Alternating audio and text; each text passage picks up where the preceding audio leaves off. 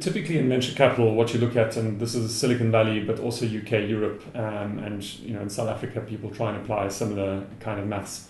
You would typically say you invest into 10 businesses, and out of those 10 businesses, 2 or 3 you would probably lose in the process that would fail. Another 5 or 6 would do all right, but not really do much for you, and you pass them on to someone else who's maybe a more natural fit to be managing that business. And then you're really talking about 1 or 2 businesses that are your shooting stars, that generate your 5-time, 10-time multiples, which essentially will then see you on a portfolio basis make the returns that you're endeavoring to make.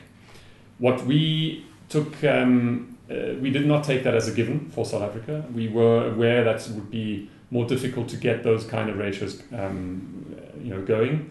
And that's why we took a very hands-on approach. So we invested into 8 businesses, but always knowing that we'd have to apply a lot of time and effort from the holding company into those businesses, much more than you would typically see in a Silicon Valley or in the UK, or for example the Swedish EQT, which is a private equity firm, but they also look at earlier stage investments.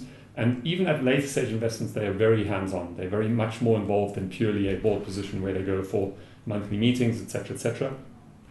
And for us, the 2 most important criteria in that equation were the hands-on approach, as well as our networks and some skills transfer and some technology transfer from Europe into South Africa.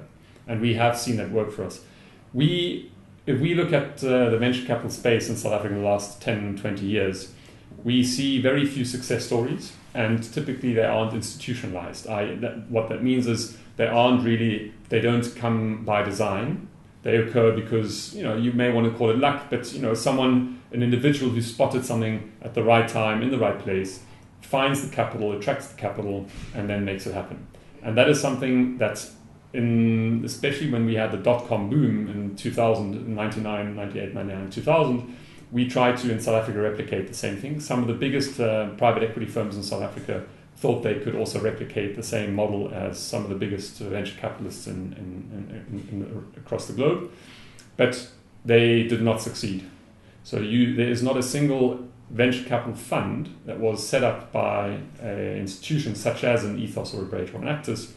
Even some of the venture capital firms that are sitting in the Cape and that do term themselves venture capital firms have not applied, strictly speaking, the same model as one would in Silicon Valley.